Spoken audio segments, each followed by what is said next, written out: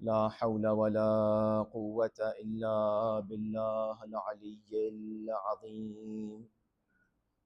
حسبنا الله ونعم الوكيل، نعم المولى ونعم النصير.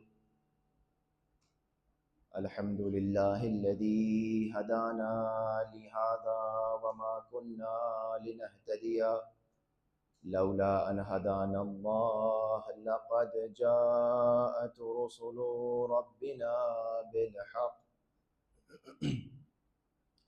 ثم الصلاة والسلام على النبي الأمي القرشي الهاشمي الخاتم لما سبق والفاتح لمن غلق، المعلن الحق بالحق، الذي سمي في السماء بأحمد وفي الأرضين بأبي القاسم مصطفى محمد.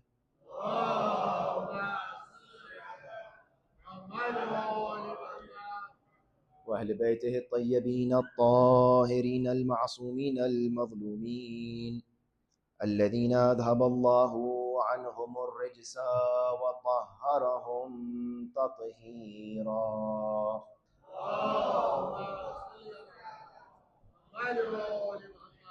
بهم نتولى ومن أعدائهم نتبرأ إلى الله، ثم اللعنة الدائمة على أعدائهم أجمعين، غاصبي حقوقهم منكري فضائلهم، من الآن إلى قيام يوم الدين. أما بعد، فقد قال رسول الله صلى الله عليه وآله وسلم في شأن أمير المؤمنين: أنت مني بمنزلة هارون من موسى، إلا أنه لا نبي بعدي. صلى الله عليه محمد.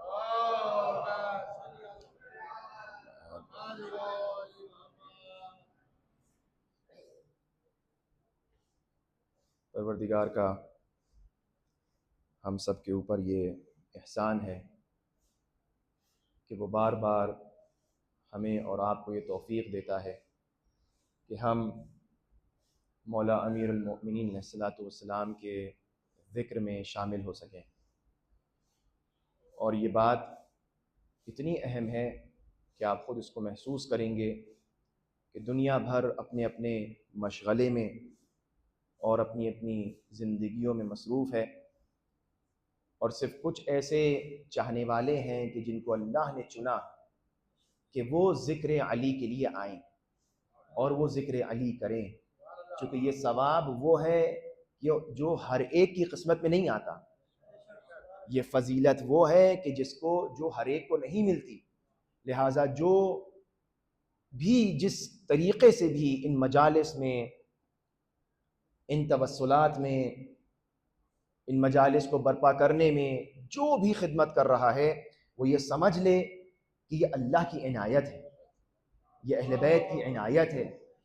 یہ امام زمانہ نے آپ کو دوسرے کاموں سے نکال کر یہاں لا کر بٹھایا ہے. یا آپ کے ہمارے ہاتھ میں نہیں ہے. یہ اگر ہم سمجھتے ہیں یہ ہم نے خود کر لیا تو یہ ہماری غلطی ہے. یہ آپ کے اور ہمارے باپ کی تربیت اور ماں کی پاک دامنی کی علامت ہے. لہٰذا یہ ہر ایک کو نصیب نہیں ہوتی ہے. اور جب انسان اس ذکر کو سن رہا ہے اور اس ذکر میں مصروف ہے تو وہ اس نعمت کے اوپر شکر ادا کرتا رہے کہ پروردگار عالم نے ہمیں یہ توفیق عطا فرمائی ہے کہ ہم اس ذکر کو انجام دے سکیں.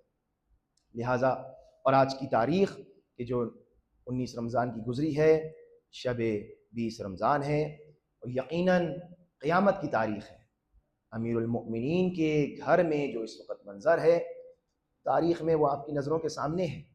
لیکن حسب دستور طریقہ یہ ہوتا ہے کہ کچھ فضائل، کچھ نکات، کچھ ایسی باتیں بیان کی جائیں، اور یہ بھی ہمارے آپ کے ہاتھ میں نہیں ہے. یہ بھی ہمارے آپ کے ہاتھ میں نہیں ہے کہ ہم فضائل سنیں اور خاموش بیٹھے رہیں. یہ بھی آپ کے ہمارے ہاتھ میں نہیں ہے.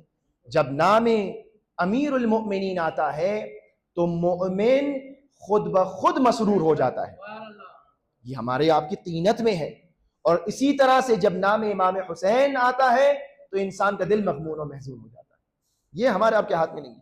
تو کچھ چیزیں ایسی ہیں کہ جو ہمیں سمجھنا ہے کہ beyond the curtain, beyond the veil, پردے کے پیچھے جو حقائق ہیں وہ کیا ہیں، اور اسی کو ہم اور آپ گفتگو کر رہے ہیں. اور کل کی گفتگو یہاں پر آ کے رکی تھی کہ امیر المؤمنین کے لیے رسالت مآب نے یہ فرمایا کہ انت مع الانبیاء سرا ومعی جہرا. اے علی، آپ انبیاء کے ساتھ خفا میں تھے، سر میں تھے، راز کے طور پر مدد کیا کر رہے تھے، اور میرے ساتھ آپ جہرن، کھل کر آپ میری مدد کر رہے ہیں. لہٰذا آپ کے سامنے وہ واقعہ پیش کیا کہ جس میں امیر المؤمنین نے جناب ہارون اور جناب موسیٰ کی مدد کی، اور کس طرح آئے اور کس طرح جو ہے وہ مشکلات سے آپ کو نکالا گیا اور نجات دلائی. لہٰذا ہر نبی کی اور ہر وصی کی امیر المؤمنین نے اسی طرح مدد کی. تاریخ میں ملتا ہے، روایات متعدد ہیں. ان روایات میں سے ایک روایت یہ ہے کہ ان اللہ قد اعطى موسیٰ العصا، کہ اللہ نے جناب موسیٰ کو عصا عطا فرمایا. ان اللہ اعطى موسیٰ عصا، اللہ نے موسیٰ کو عصا عطا فرمایا. وابراہیم برد النار، اور جناب ابراہیم کو کیا؟ آگ کی ٹھنڈک عطا فرمائی. برد النار، آگ سے جو نکل آئے وہ معجزہ تھا، وہ علامت تھی. وعیسیٰ الکلمات، کہ پروردگار عالم نے جناب عیسیٰ کو کلمات عطا فرمائے، اور ان کلمات کے ذریعے یحیی بہ الموتیٰ، جناب عیسیٰ مردوں کو زندہ کر دیا کرتے تھے. یہ ہر نبی کی علامت تھی، اور ہر نبی کو اللہ نے ایک معجزہ عطا فرمایا. تو جناب موسیٰ کا معجزہ ان کا عصا، جناب ابراہیم کا معجزہ کہ آگ کو ٹھنڈا کر دیا، جناب عیسیٰ کا معجزہ کہ مردوں کو زندہ کر رہے ہیں. رسالت میں آپ فرماتے ہیں کہ وَأَعْطَانِيَ اللَّهُ عَلِيًّا، کہ اللہ نے مجھے نشانی کے طور پر علی کو عطا کیا. وَأَعْطَانِيَ اللَّهُ عَلِيًّا، اللہ نے مجھے علی عطا کیا. بعض جگہ فرمایا کہ وَآیَةُ النَّبُوَّةِ عَلِيًّا، کہ میری نبوت کی نشانی علی ہے. مختلف انداز سے رسالت میں آپ بیان فرما رہے ہیں کہ امیر المؤمنین کون ہے. میں نے عرض کیا تھا، بعض جگہ کنایتاً، بعض جگہ صراحتاً، اور بعض جگہ جہرن، کھل کے بیان فرمایا کہ اے علی، آپ انبیاء کے ساتھ خفا میں تھے، اور میرے ساتھ عیا جہرن، علامت آپ میری نبوت کی علامت ہے. اب امیر المؤمنین کون ہے؟ نبوت کی علامت. اور خود علی یہ فرماتے ہیں کہ وَمَا لِلَّهِ آیَةٌ هِيَ أَكْبَرُ مِنِّي، مجھ سے بڑی اللہ کی کوئی آیت نہیں ہے، مجھ سے بڑی اللہ کی کوئی نشانی نہیں ہے. ہم اور آپ جب قرآن پڑھتے ہیں تو مختلف سطروں کو پڑھ رہے ہوتے ہیں، اور ان سطروں، ان لائنز کو ہم کیا کہتے ہیں؟ یہ آیتیں ہیں. ہم کو کہتے ہیں یہ آیتیں ہیں، اور ہر آیت کا احترام ہے، ہر آیت کا حکم ہے. آپ بغیر وضو کی آیت کو نہیں مس کر سکتے، اور ایسا نہیں ہے کہ کوئی آیت جو ہے وہ میں کسی کی وہ کمپیئر کر رہا ہوں کہ، لیکن یہ حقیقت ہے. اس پہ خوب توجہ نے، میں بہت ایک نازک مرحلے کے پر آپ کو لے جانا چاہ رہا ہوں. یہ جو 1,24,000 انبیاء کا پورا ایک سسٹم ہے، پورا ایک پیکج ہے، اس پورے انبیاء کے سلسلے میں 1,24,000 انبیاء کے سلسلے میں، یا 1,00,000 جو ہے وہ 1,24,000 انبیاء کے جو پورا سلسلہ ہے، اس میں خود قرآن یہ کہتا ہے کہ ہم نے بعض کو بعض پر فضیلت عطا کی ہے. ٹھیک ہے، اب فضیلت کا جو معیار ہے وہ ابھی بیان نہیں ہوا، لیکن بعض کو بعض پر فضیلت عطا کی ہے. ان آیات کے اندر بھی قرآن مجید میں بعض آیتوں کو بعض پر فضیلت عطا ہے. مثال کے طور پر، یہ وہ چیزیں ہیں کہ جو معمولاً ذہن میں آنا چاہیے. مثال کے طور پر آپ یہ کہتے ہیں خداوند عالم نے کہا کتب علیکم الصیام، کہ تم پر روزہ واجب ہو گیا، تم پر حج واجب ہو گیا، للہ علی الناس حج البیت، تم پر ہم نے نماز واجب کر دی، اقیم الصلاۃ کا حکم آ گیا. لیکن ان تمام آیتوں کے اوپر ایک آیت ایسی ہے کہ جو ان آیتوں سے زیادہ اشرف ہے. وہ آیت کون سی ہے؟ کہ الیوم اکملت لکم دینکم ہے. اگر یہ الیوم اکملت لکم دینکم نہ ہو تو باقی نہ نماز سمجھ میں آئے نہ روزہ سمجھ میں آئے. بات سمجھ میں آ رہی ہے؟ ذرا میرے ساتھ توجہ کریں. لہٰذا یہ الیوم کی آیت یہ شرف رکھتی ہے باقی دیگر آیتوں کے اوپر. جس طرح سے انبیاء شرف رکھتے ہیں اس طرح سے آیات بھی شرف رکھتی ہیں. بس جس آیت نے جتنا زیادہ آیت عظمائے الہی علی کا ذکر کیا، توجہ، وہ اتنی بڑی آیت کہلائی۔ بس معلوم یہ ہوتا ہے کہ آیات میں بھی ملاک یہ ہے، انبیاء میں بھی ملاک یہ ہے کہ جو جتنا علی سے قریب ہے وہ اتنا افضل ہے، وہ اتنا بڑا ہے، وہ اتنا اللہ کے قریب ہے۔ اب جب امیر المؤمنین علی ابن ابی طالب معیار شرف ہیں انبیاء کے لیے، معیار شرف ہیں، توجہ کریں اس جملے کے اوپر، اگر امیر المؤمنین معیار شرف ہیں انبیاء کے لیے، معیار شرف ہیں آیات الہی قرآن کے لیے، تو پھر امیر المؤمنین معیار شرف ہے اصحاب رسول کے لیے، کہ جو صحابی اب جتنا بڑا علی والا ہوگا وہ ہمارے لیے اتنا محترم ہوگا، جو جتنا بڑا ہوگا وہ اتنا علی والا ہوگا، اور اگر کوئی علی سے اپنے آپ کو دور رکھے گا تو وہ اتنا بڑا نہیں ہوگا۔ بس یہ دو باتیں آپ کے سامنے آ گئیں کہ اب قرآن کی آیات بعض آیتیں بعض آیتوں سے کم ہیں، اور بعض انبیاء سے بڑے ہیں، یہ بات ذہن میں رہے۔ یہ جو رسول اکرم فرما رہے ہیں کہ علی میری نبوت کی آیت ہے، وَهَذَا علی آیت النبوتی، یہ علی میری نبوت کی آیت ہے، لِكُلِّ نَبِيٍّ آیَةٌ وَآیَةُ النُّبُوَّةِ علی، ہر نبی کی ایک آیت ہے، میری نبوت کی آیت علی ہے۔ آیت کیا ہوتی ہے؟ میرا خطاب زیادہ تر بچوں سے ہے، بڑے ہمارے جو ہے وہ چیزیں جانتے ہیں۔ آیت کسے کہتے ہیں؟ سائن، علامت۔ مثال کے طور پر بہت سی ایسی جگہیں ہیں جو خطرناک ہوتی ہیں، آپ کسی پاور ہاؤس، کسی الیکٹرک ایسی چیز کے پاس جائیں جہاں بہت زیادہ ہیوی وولٹیج ہو، تو وہاں ایک علامت بنی ہوتی ہے کہ انہوں نے 2 ہڈیاں بنا دی اور اس پہ ایک اسکل لگا ہے۔ تو اب اس کی علامت کیا ہے کہ بھئی اس سے قریب ہو گئے تو یہ خطرہ ہے، یہاں پر جانی خطرہ ہے، جانی نقصان ہے۔ کچھ ایسی ہزارڈ وہ نشانیاں ہوتی ہیں کہ بھئی آپ کو کوشن، یہاں پہ کوشس رہنا ہے کہ اگر آپ نے یہ کام نہیں کیا تو جانی خطرہ ہو سکتا ہے۔ کچھ لوگ اپنے فارمز کے اوپر جو ہے وہ ایک علامت لگا دیتے ہیں، اس پہ ایک کتے کی تصویر بنا دی کہ بھئی یہاں پر جو ہے بیویئر آف ڈاگز ہو جاتا ہے کہ بھئی یہاں پہ کتے آپ کو نقصان ہو۔ اب پیٹرول پمپ پر ہر جگہ ایک فلیم بنا ہوا ہے، کیا مطلب علامت ہے؟ علامت یہ ہے کہ یہ چیز کیا ہے؟ فلیمیبل ہے، ہاں یہ چیز یہاں پر آگ پکڑی جا سکتی ہے۔ تو اب علامت کا کام یہ ہوتا ہے کہ اس علامت کے پیچھے، اس آیت کے پیچھے بڑا اسٹیٹمنٹ ہوتا ہے، بہت سی باتیں ہوتی ہیں، بہت سے قواعد ہوتے ہیں، بہت سے قوانین ہوتے ہیں۔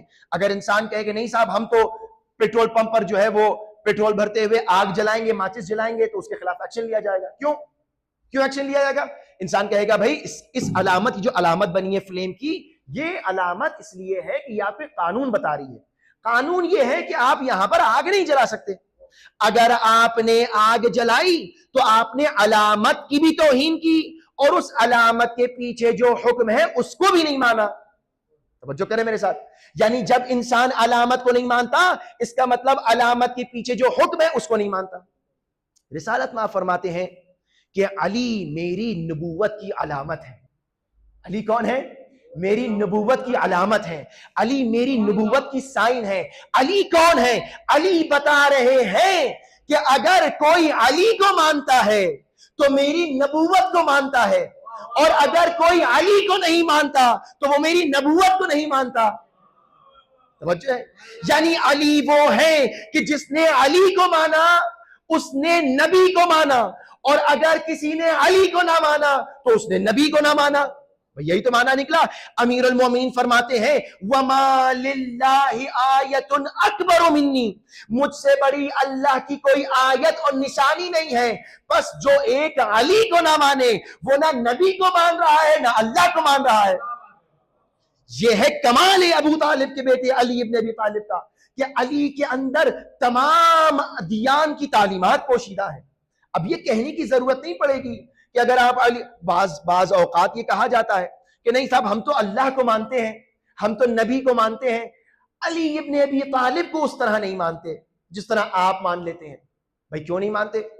علی ابن ابی طالب کو اس لیے نہیں مانتے کہ بھائی وہ بیان نہیں ہوا اس طریقے سے۔ نہیں، رسالت مآب نے مولا علی کو دین کی علامت قرار دیا ہے، دین کی نشانی قرار دیا ہے۔ دین کی نشانی کون ہوتی ہے؟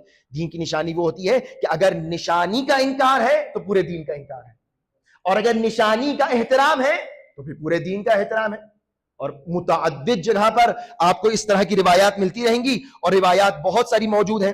لیکن کل میں نے بات کو جہاں پر لا کے چھوڑا تھا وہ یہ کہ یہ جو ہم امیر المؤمنین کے فضائل بیان کر رہے ہیں, امیر المؤمنین کے اس دنیا میں آنے کے بعد جو فضائل کا لیول تھا وہ بہت آگے ہو گیا.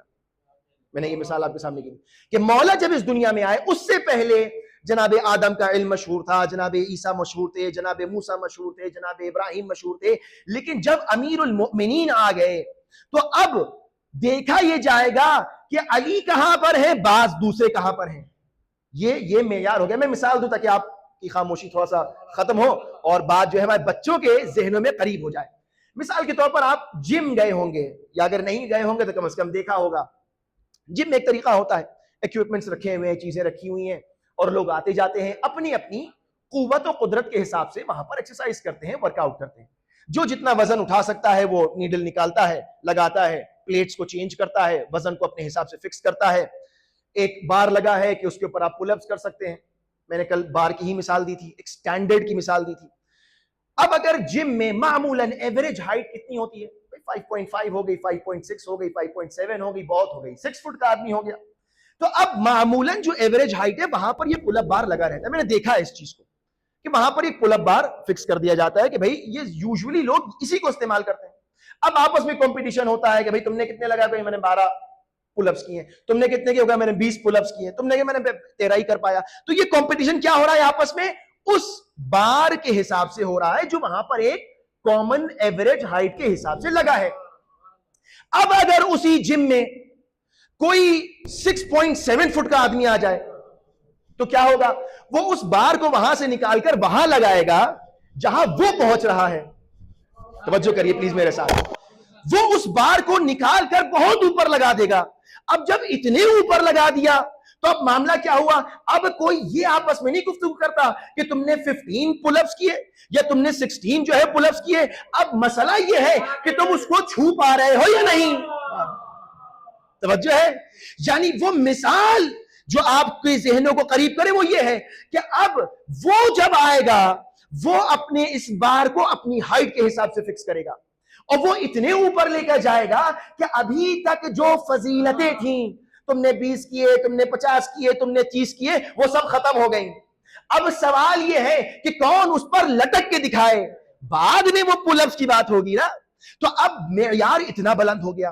امیر المؤمنین نے جب اس دنیا میں قدم رکھا تو فضیلتیں سب کے پاس تھیں, لیکن مولا کے آنے کے بعد فضائل کا سٹینڈرڈ اتنا بلند ہو گیا کہ اب کسی کے جرأت نہیں ہے کوئی یہ کہے کہ ہم علی جیسے ہیں. توجہ کریں, کسی میں یہ جرأت نہیں ہونا چاہیے کوئی یہ کہے کہ ہم علی جیسے. معمولاً یہ ہوتا ہے جم میں کہ بھائی اب یہ جو زیادہ جو 100 کلو اٹھا رہا ہے جب یہ چلا جائے گا اپنا سیٹ پیٹ لگا کر تو ہم دوبارہ آ کر اپنا سیٹ فکس کریں گے. تو لوگ انتظار کرتے ہیں کہ بھئی یہ ختم ہو تب ہم کمپیٹ کریں. مولا علی ابن ابی طالب جب اس دنیا میں آئے ہیں تو سٹینڈرڈ بہت اوپر ہو گیا. اب مسئلہ کیا ہے, اب مسئلہ یہ ہے کہ جو رسول اکرم کی میں نے مثال دی تھی, جو کلاس ہے, جو رسول اکرم کی اسٹوڈنٹس کی کلاس ہے, جو صحابہ کی کلاس ہے, اب اس کے اندر مسئلہ یہ نہیں ہے کہ اب کون کتنا بڑا خلیفہ ہے, کون کتنا بڑا صحابی ہے, کون کتنی زیادہ نمازیں پڑھتا ہے, بلکہ اب مسئلہ یہ ہے کہ یہ دیکھو بستر رسول پر کون سویا. اب مسئلہ یہ ہے کہ یہ دیکھو کہ مرحبا انترو عمر ابن عبد الود کو کس نے پچھاڑا. اب سٹینڈرڈ بڑھ گیا نا. اب یہ دیکھو کہ سورج کو کون پلٹا رہا ہے. اب یہ دیکھو کہ رسول اپنی بیٹی کس کو دے رہے ہیں. اب یہ دیکھو کہ غدیر میں رسول کس کو ہاتھوں پر اٹھا کر من کنت مولا فہذا علی مولا کہہ رہے ہیں.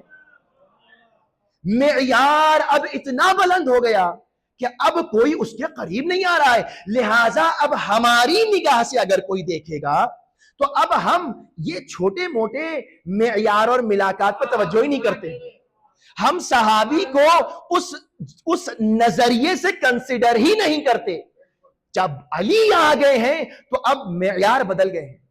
جب مولا آ گئے ہیں تو اب معیار بدل گئے. لہٰذا علی وہ ہیں کہ جو ہر نبی کی مدد کر رہے ہیں, جناب ابراہیم جب منجنیق میں ڈال کر آگ میں پھینکے جا رہے ہیں، یہ روایات اتنی زیادہ ہیں کہ ہو سکتا ہے آپ نے سنی ہو، لیکن میں ایک نئے رخ سے آپ کے سامنے پیش کر رہا ہوں، اور روایات اوتھینٹک روایات. جب جناب ابراہیم علیہ الصلوۃ والسلام منجنیق سے پھینکے گئے، اب وہ گفتگو بھی بڑی دلچسپ ہے جناب جبرائیل امین اور جناب ابراہیم کے درمیان، لیکن اس کو میں اسکپ کرتے ہوئے بس اس طرف آ رہا ہوں کہ اب جناب ابراہیم آگ کے اندر ہے. اب جب آگ کے اندر آ گئے تو اللہ نے معجزہ دکھایا. کیا معجزہ تھا؟ اور رسول اکرم نے فرمایا کہ ابراہیم کا معجزہ کیا ہے؟ برد النار، آگ کا ٹھنڈا ہو جانا. لیکن یہ خود معجزہ، اس معجزے میں بھی ایک معجزہ ہے. اور وہ معجزہ کیا ہے؟ کہ جب جناب ابراہیم آگ میں آ گئے، تاریخ بتاتی ہے کہ لوگوں نے یہ دیکھا، حکم الہی آ گیا کہ یا نار کونی بردن و سلامن علی ابراہیم، اے آگ تو ٹھنڈی ہو جا اور ابراہیم پر باعث سلامتی بن جا. تو اب جناب ابراہیم آگ میں ہیں، جو رسیاں ہاتھ میں بندھی تھی وہ جل گئی، ابراہیم سلامت ہے. یہ ہے معجزہ پروردگار عالم کا.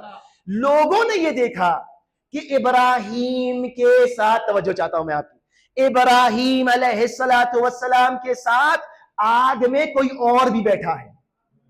کبھی سنا ہے آپ نے؟ یہ جناب ابراہیم کے ساتھ آگ میں کوئی اور بھی بیٹھا ہے. جب جستجو کی گئی، دیکھا گیا، تو خود امیر المؤمنین نے یہ فرمایا واللہ لکنت مع ابراہیم فی النار، میں خود ابراہیم کے ساتھ آگ میں موجود تھا. وجعلتها بردا وسلاما، میں نے اس آگ کو ٹھنڈا بھی کیا، سلامتی بھی عطا کی. اللہ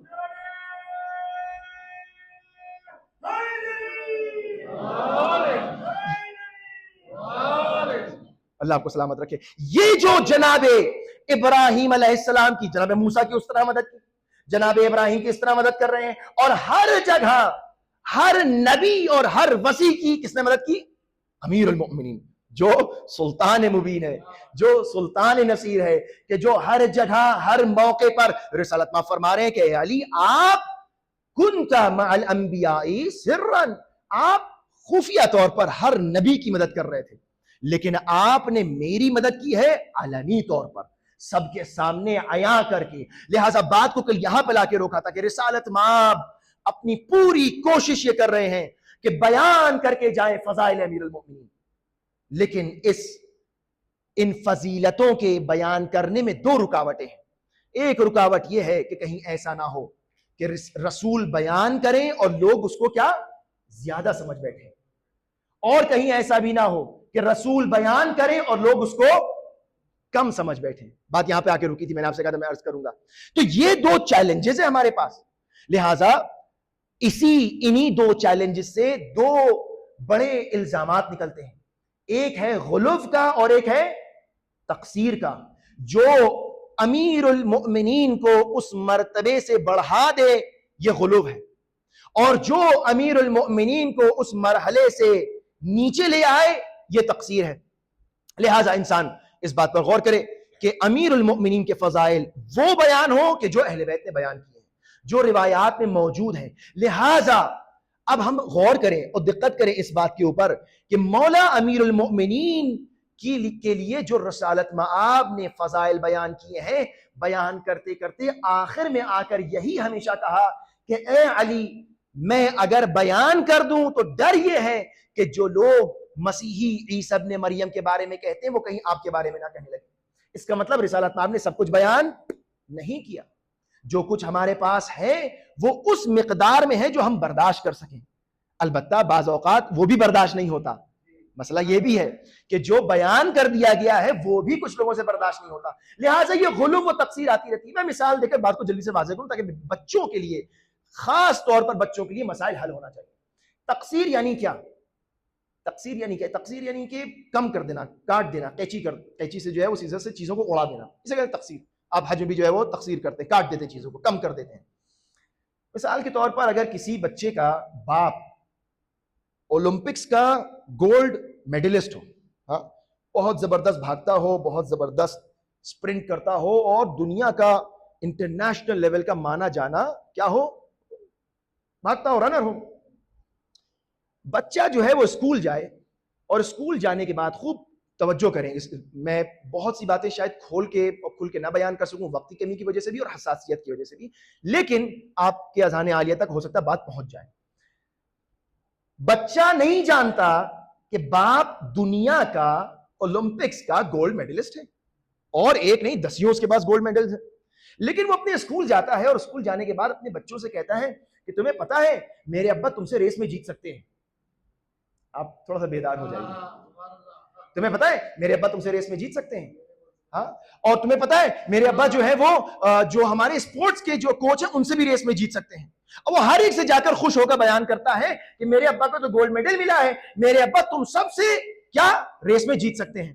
اب آپ مجھے یہ بتائیے کہ یہ بچہ اپنے باپ کی تعریف کر رہا ہے یا تقصیر کر رہا ہے؟ بتائیے ذرا سا، تھوڑا سا توجہ ہے میرے ساتھ؟ یہ نہیں ہے. یعنی یہ بچہ محبت ہی صحیح، محبت کے ساتھ، فضائل کے ساتھ اپنے باپ کی تعریف بیان کرنے کی وجہ سے ان چیزوں کو بیان کر رہا ہے، لیکن جو بیان کر رہا ہے وہ اپنی سوچ اور عقل کی بنا پر بیان کر رہا ہے. لہذا وہ چاہتا یہ ہے کہ میں تعریف کروں، ہو رہی ہے تقصیر. توجہ کریں، کیوں تقصیر ہو رہی ہے؟ چونکہ وہ اپنے باپ کو دوسرے گولڈ میڈلسٹ لوگوں سے نہیں کمپیئر کر رہا ہے، وہ کمپیئر کر رہا ہے اپنے جیسے بچوں سے. اللہ اکبر. کبھی کبھار ہم جب ائمہ کو بیان کرتے ہیں تو ہم امام کو امام سے مقابلہ اور مقایسہ نہیں کرتے، اپنے آپ سے کمپیئر کرتے ہیں. اب اس میں یہ ہوتا ہے کہ امام کی تعریف نہیں بلکہ شان میں تقصیر ہو رہی ہوتی ہے. بات سمجھ میں آ رہی ہے؟ یعنی ہم یہ بات اپنے ذہنوں میں بیٹھا لیں کہ جس وقت جیسے ہی ہم نے یہ کہا کہ علی ان جیسے یا یہ علی جیسے، یہ تقصیر ہو گئی. توجہ، ہو سکتا ہے آپ کا نام علی جیسا ہو سکتا ہے آپ کی جائے ولادت نجف جگہ ہو، نہ مدینہ ہو یا مکہ ہو، آپ ہو سکتا ہے ان جگہوں پر ہو جو متبرک ہیں، لیکن اس بات کی دلیل نہیں کہ آپ علی جیسے ہیں. یہ تو بچپنا ہے، یہ بچپنا ہے. یہ اس بچے کی طرح ہے جو اپنے باپ گولڈ میڈلسٹ کو کہہ رہا ہے میرے ابا تم سے ریس میں جیت سکتے ہیں، میرے ابا تم سے بھی آگے بھاگ سکتے ہیں، میرے ابا تم سے بھی اچھے دوڑ سکتے ہیں. اس کو پتہ ہی نہیں اس کا باپ کون ہے. اللہ. ہم کبھی کبھار ان نالائق بچوں کی طرح ہو جاتے ہیں کہ جن کو پتہ ہی نہیں علی کون ہے، اور اس کے بعد یہ فخر محسوس کرتے ہیں کہ یہ زمان علی زمان ہے، یہ حسین زمان ہے، یہ فلانے زمان. نہیں، یہ نہیں ہو سکتا. علی جو تھے وہ بس ایک تھے. اگر کوئی علی جیسا ہو سکتا ہے تو وہ صرف رسول ہو سکتے ہیں اور کوئی نہیں. توجہ رکھیں اس بات کے اوپر. یہ مثال اس لیے دے رہا ہوں تاکہ میرے جانتے ہیں بچے ان باتوں کو غور سے سنیں کہ یہ تقصیر ہے. یہ نہیں ہو سکتا کہ کوئی آ کر یہ کہنے لگے کہ نہیں صاحب مولا علی پر. اچھا یہ کیوں ہوتا ہے؟ یہ اس وقت ہوتا ہے، میں نے کل عرض کیا تھا، جب ہم نیچے سے اوپر جا رہے ہیں علی ابن ابی طالب کو سمجھنے کے لیے. ہم نے جیسے ہی یہ کہا کہ علی ایک انسان ہے کہ جنہوں نے در خیبر اکھاڑ دیا، تو اب انسان جیسے ہی ہم نے کہا انسان ہے تو وہ انسان کی جو ویلیو ہے اتنی سی وہ ذہن میں آ گئی. وہ جم میں جو 5 فٹ 5.5 فٹ والے لٹک رہے ہیں وہ ذہن میں معیار آ گیا.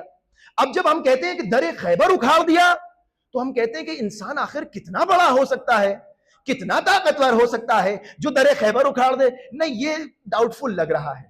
یہ ہوتا نہیں ہوتا ہے، فضائل میں شک پیدا ہونے، چونکہ آپ نے پہلے سے اس بار کو نہیں سمجھا کہاں پر فکس کیا ہے علی نے.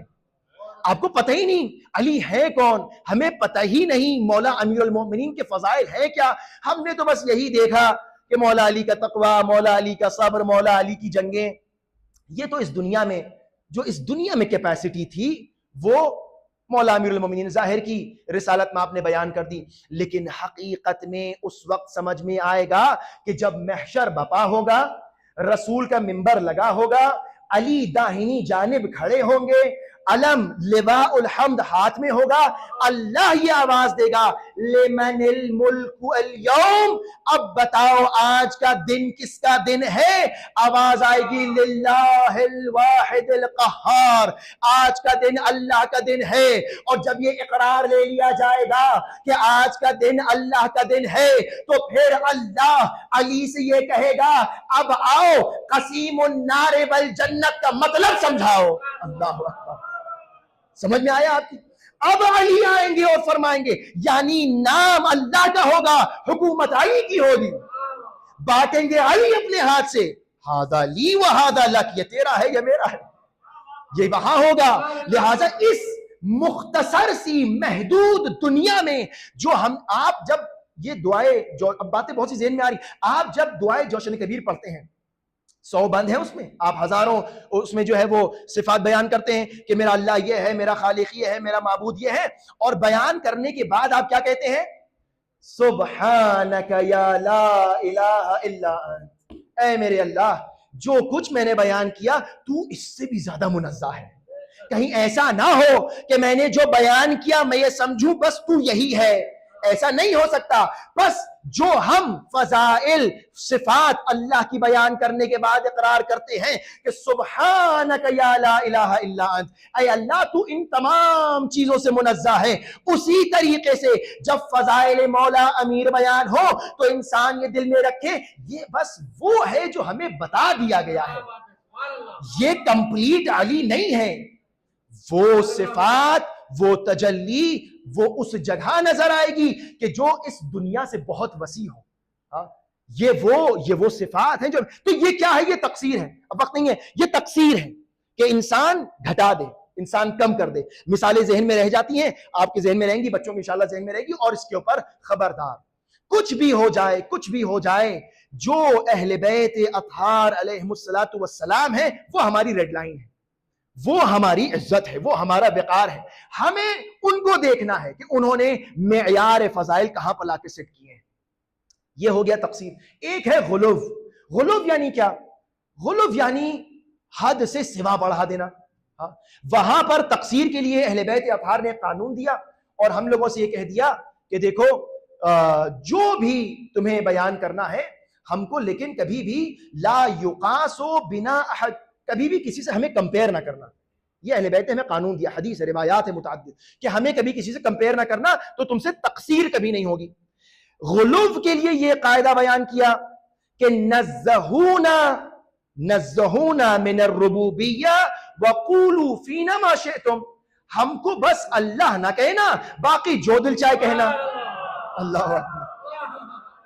دیکھیں معیار ہمیں دے رہے نا, میں نے کل عرض کیا تھا نہ ہمیں ابتدا پتا ہے نہ انتہا پتا ہے, تو اب ہم بڑھائیں تو کیسے بڑھائیں؟ جو سب سے اعلی اور بڑی چیز ہے وہ صرف اللہ کا وجود ہے. لہٰذا انسان کبھی کبھار اس میں قدم پھسل جاتے ہیں. انسان علی ابن ابی طالب کو ربوبیت کی منزل پہ لے کر چلا جاتا ہے. لہٰذا ہم جب فضائل امیر المؤمنین بیان کرتے ہیں تو اس بات کا اقرار کرتے ہیں کہ ہم اللہ کو اپنا رب مانتے ہیں اور علی کو اپنا مولا مانتے ہیں. لہٰذا ہم عبادت کر کر کے فضائل امیر المؤمنین بیان کرتے ہیں, ہم سجدے کر کر کے فضائل امیر المؤمنین بیان کرتے ہیں, ہم نمازیں پڑھ کر فضائل امیر المؤمنین بیان کرتے ہیں. کیوں نمازیں پڑھ کر؟ کبھی غور کیا اس چیز کے اوپر؟ کیوں روزے رکھ کر, کیوں سجدے کر کے؟ تاکہ سجدہ کرنے کے بعد کم از کم یہ اطمینان ہو جائے اب جو ہم بول رہے ہیں وہ سب کچھ بولیں گے سوائے اس کے کہ علی اللہ نہیں ہے. ہم نے سجدہ کیا اور ہم نے یہ اقرار کر لیا کہ ہمارا رب اللہ ہے. ٹھیک ہے, ہمارا رب وہ ہے جو ہمارا خالق ہے, ہمارا رب ہمارا خالق ہے, ہمارا رب ہمارا اللہ ہے. اب جب ہم فضائل بیان کریں گے تو اب کسی کو یہ شبہ نہیں ہوگا, یہ شک نہیں ہوگا کہ ہم نے مولا امیر المؤمنین کے سلسلے میں غلوف کر دیا. لہٰذا جب یہ تصور آ جائے تو انسان کو پتا چلتا ہے کہ ہماری نمازوں کا فلسفہ کیا ہے. نمازوں کا فلسفہ صرف جنت حاصل کرنا نہیں ہے, نمازوں کا فلسفہ یہ ہے کہ ہمیں وہ اختیار اور وہ میدان مل جائے کہ ہم کھل کر مولا کے فضائل بیان کر سکیں. اللہ, کہ جب ہم نے سجدہ کر لیا تو اب کوئی یہ ہم پر الزام نہیں لگائے گا کہ آپ نے بہت زیادہ بڑھا دیا. بس ہمارے سجدے اس بات کا اور ہماری عبادتیں اس بات کا اقرار ہیں کہ اللہ کے علاوہ کوئی رب نہیں، اللہ کے علاوہ کوئی رب نہیں، اور فضائل بیان کرنا اس بات کا اقرار ہے کہ علی کے علاوہ کوئی ولی نہیں، مولا کے علاوہ کوئی نہیں ہمارا، لہٰذا ہم دونوں چیزوں کو بیلنس کر کے لے کر چل رہے ہیں، ہم عبادتیں بھی کریں گے، فضائل بیان کریں گے، نہ ہم سے تقصیر ہونے پائے، نہ ہم سے سلسلہ فضائل امیر المؤمنین میں غلو ہونے پائے۔ یہ امیر المؤمنین کی شان وہ ہے کہ جہاں پر خود امیر المؤمنین فرماتے ہیں، امیر بیان فرماتے ہیں کہ میری نسبت دو لوگ ہلاک ہو گئے، بولے کیا؟ فی یا رجلان یا صنفان، کون؟ وہ کہ جس نے غلو میں آ کر بیان کیا اور ہلاک ہو گیا، اور وہ کہ جس نے بغض میں آ کر میری فضیلتوں کو کم کر دیا۔ تو دونوں ہمارے سامنے موجود ہیں، وہ کہ جو شدت محبت میں زیادہ بڑھا دیتے ہیں، اور وہ کہ جو عداوت میں اتنا عداوت کرتے ہیں پھر امیر المؤمنین کے قتل کے درپے ہو جاتے ہیں۔ یہ بڑا مسئلہ ہے۔ آپ مجھے بتائیے کہ آپ ایسا شجاع، ایسا بہادر، ایسا صابر امام تاریخ میں کہیں نہیں ملے گا کہ وہ امام وہ علی ابن ابی طالب کہ جو جناب ابراہیم کو آگ سے بچا سکتے ہیں، وہ کیا فاطمۃ الزہرا پر جلتا ہوا دروازہ گرنے سے نہ روک سکتے تھے؟ روک سکتے تھے۔ یہ انسان غور کرنے والی باتیں ہیں کہ جو علی ابن ابی طالب وہ کر سکتے ہیں، تو کیا یہ علی ابن ابی طالب جلتا ہوا دروازہ آگ کو گلزار نہ بنا دیتے؟ بنا سکتے تھے، لیکن امتحان کی منزل ہے، لیکن مولا کو امتحان دینا ہے، مولا کو صبر کرنا ہے، رسول اکرم نے جو وصیت فرمائی ہے اس پر عمل کرنا ہے۔ جب امیر المؤمنین کا امتحان کی منزل آ رہی ہے تو اب گلے میں رسن بندی ہے اور ہاتھوں میں رسن بندی ہے، اور مولا کو گھر سے کھینچ کر لے جایا جا رہا ہے، اور جب جا رہے ہیں تو ایک یہودی ہے کہ جو امیر المؤمنین کی اس مصیبت کو دیکھ کر بآواز بلند کہتا ہے اشہد ان لا الہ الا اللہ واشہد ان محمد رسول اللہ۔ ساتھ میں کھڑے ہوئے آدمی نے پوچھا، اے شخص یہ بتا کہ تو نے یہ کلمہ شہادتین کیوں جاری کیا؟ یہ تو مسلمان بیان کرتے ہیں۔ کہا ہاں میں آج سے مسلمان ہو گیا۔ کیوں مسلمان ہو گیا؟ کہا میں نے اسی علی کو جنگ خیبر میں ایک ہاتھ سے در خیبر کو اکھاڑتے دیکھا ہے، اور اگر آج یہ خاموش ہے تو اس کا مطلب یہ ہے کہ اس کا دین حق پر ہے۔ امیر المؤمنین اگر خاموش ہیں، اگر صبر کر رہے ہیں، تو اس کا مطلب یہ ہے اسلام حق پر ہے، اس کا مطلب یہ ہے کہ علی حق پر ہیں۔ امیر المؤمنین کتنے صابر ہیں، کتنی اقدار انسانیت کو بیان کیا۔ آج شب 20 رمضان ہے، 19 کا دن گزر چکا ہے، امیر المؤمنین اپنے زخم کے درد میں مبتلا ہیں اور زہر پورے بدن میں پھیل چکا ہے۔ ایک مرتبہ انہی ایام میں، انہی لمحات اور انہی ساعات میں مولا کے کانوں میں کسی کے کرہانے کی آواز گئی، اور مولا نے پوچھا کہ یہ کس کے کرہانے کی آواز ہے؟ بتایا گیا کہ ابن ملجم کرہا رہا ہے۔ کہا کیوں کرہا رہا ہے؟ کہا کہ مولا اس کی رسیاں کچھ زیادہ مضبوطی سے باندھی گئی ہیں۔ مولا نے فوراً حکم دیا کہ نہیں، ایسا نہیں ہونا چاہیے، کہ جاؤ اور جا کر اس کی رسیوں کو ڈھیلا کیا جائے اور اس کو پانی دیا جائے، اس کو آب و دانہ دیا جائے۔ اے کریم اور رحیم مولا، آپ نے جو درس امت کو دیا تھا وہ درس آپ کی آل کے ساتھ نہ ہوا۔ اے مولا، آپ نے اپنے قاتل کے ہاتھوں میں رسیاں بندھنا گوارا نہ کیا، لیکن یہی آپ کی بیٹیاں ہوں گی جو دربار شام اور کوفہ میں ہاتھ پسے گردن بدے ہوں گے۔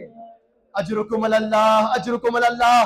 امیر المؤمنین کتنے رؤوف اور مہربان امام، یتیموں کا خیال، اسیروں کا خیال، ظالم قاتل کا بھی امام کو اتنا خیال۔ ایک مرتبہ طبیب آتا ہے اور آنے کے بعد بیان کرتا ہے اور اپنے معالجے کے حساب سے مولا امیر المؤمنین کے سر کے زخم کو دیکھتا ہے، اور دیکھنے کے بعد ایک مرتبہ امام حسن کو قریب بلایا اور کہا اے حسن انا للہ و انا الیہ راجعون۔ اے مولا حسن، آپ بابا علی مرتضیٰ سے کہہ دیجئے کہ وہ اپنی وصیتیں کرنا شروع کرے۔ امام حسن نے طبیب سے کہا اے طبیب ذرا آہستہ بولو، تمہاری آواز کہیں زینب نہ سن لے، کہیں ام کلثوم نہ سن لے۔ مولا امام حسن مجتبیٰ کو اتنا خیال ہے اپنی بہن زینب کا، اللہ اکبر۔ کیوں؟ چونکہ بیٹیاں بہت پریشان ہوتی ہیں، بیٹیاں سب سے زیادہ مضطر ہوتی ہیں۔ اصحاب کا کیا عالم ہے، بیٹیوں کا عالم الگ، اصحاب کا کیا عالم ہے۔ ایک مرتبہ امام عالی مقام نے کہا، مختلف ملاقاتیں ہو رہی ہیں، مختلف وصیتیں امام فرما رہے ہیں۔ ایک مرتبہ جناب حجر بن عدی آتے ہیں، اور آنے کے بعد امام نے سب کو کہا کہ اب سب لوگ اپنے اپنے گھر چلے جائیں۔ امام عالی مقام کا حکم سنا، سب اپنے اپنے گھروں کو چلے گئے۔ امام حسن جب دروازہ بند کرنے لگے تو ایک مرتبہ دیکھا کہ ایک شخص ہے جو دہلیز پر ابھی بیٹھا ہوا ہے، وہ اپنے گھر نہیں گیا۔ امام حسن قریب بڑھے اور ایک مرتبہ اس شخص سے کہا، اے شخص، کیا تو نے میرے بابا کا حکم نہیں سنا؟ میرے بابا نے یہ کہا ہے کہ سب اپنے اپنے گھروں کو واپس چلے جائیں۔ وہ شخص مڑ کر امام کو دیکھتا، امام نے پہچان لیا، اے حجر، تم ابھی بھی یہاں بیٹھے ہوئے ہو؟ کہا، مولا میں کیا کروں، میں جانا چاہتا ہوں۔ اکثر ایسا ہوتا ہے جب کوئی بہت بڑی مصیبت آتی ہے تو انسان کے ہاتھ پیر ٹھنڈے ہو جاتے ہیں، انسان کے ہاتھ پیر جواب دے جاتے ہیں۔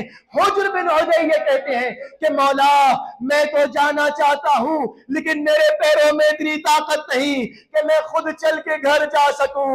اے مولا تھوڑی دیر میں دہلیز پر بیٹھنا چاہتا ہوں۔ امام حسن نے حجر کا ہاتھ پکڑا، امیر المومنین کے پاس لے کر آئے، کہا چلو تم آخری دفعہ ایک اور ملاقات کر لو۔ امام مظلوم اپنی وصیتیں بیان فرماتے ہیں۔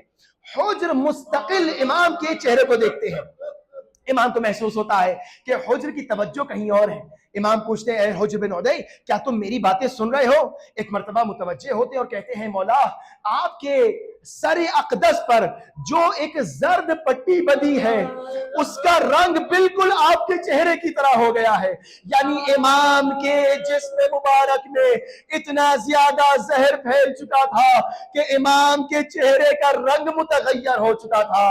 اب آپ ذرا اندازہ لگائیں کہ وہ صحابی جو برداشت نہیں کر پا رہا ہے، بیٹیاں کس طرح سے باپ کو اس عالم میں دیکھ رہی ہوں گی، زینب ام کلثوم کس طرح اس عالم میں امیر المؤمنین کو دیکھ رہی ہوں گی۔ اجرکم اللہ۔ ایک مرتبہ تمام بچوں کو جمع کیا، آخری وہ مراحل ہیں، تمام بچوں کو جمع کیا امام نے، اور جمع کرنے کے بعد چاہا کہ وصیتیں کریں۔ امام مظلوم وصیتیں شروع کرتے ہیں اور سب کو قریب بلاتے ہیں۔ امام حسن کو قریب بلایا، رموز امامت کو عطا کیا، سب سے یہ کہا میرے بعد حسن تمہارے امام ہوں گے۔ تمام وصیتیں کرنے کے بعد علماء اس بات کو ذکر کرتے ہیں کہ ایک مرتبہ امام حسین کو قریب بلایا، جناب عباس کو قریب بلایا، اور جناب عباس کا ہاتھ امام حسین کے ہاتھ میں دیا، اور عباس علیہ السلام سے یہ وصیت کی کہ اے میرے لال عباس، تمہیں معلوم ہے میں نے تم کو اللہ سے دعائیں کر کے مانگا ہے، میں نے تمہیں کربلا کے لیے مانگا ہے۔ جناب عباس کی آنکھوں سے آنسو گرے، تاریخ نے ان لمحات کو محفوظ کیا۔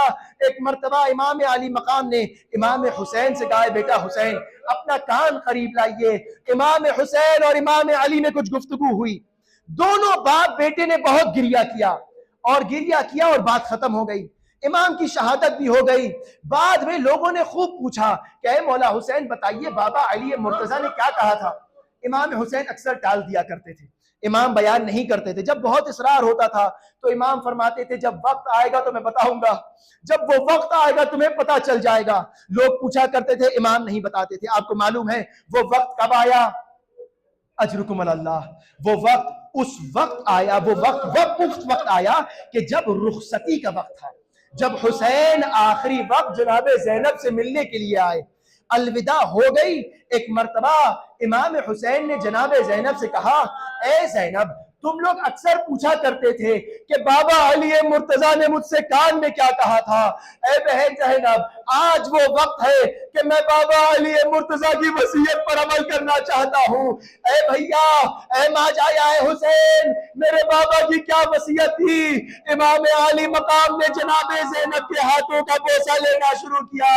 اے بہن زینب، میرے بابا نے مجھ سے کہا تھا کہ جب تمہارا آخری وقت ہوگا تو زینب کے ہاتھوں میں رسل باندھی جائے گی، کربلا سے کوفہ سے شام لے جایا جائے گا۔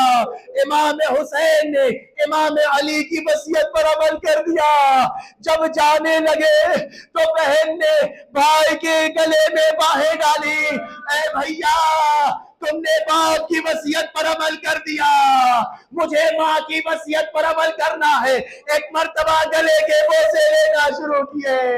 اے بہن زینب یہ کیا کہا؟ ماں فاطمہ نے کہا تھا جب حسین آخری رخصت کے لیے آئے گا، میرے بچے کا سوکھا گلا، شیور کا خنجر چلے گا، میں تو نہ رہوں گی زینب، میری طرف سے حسین کے گلے کے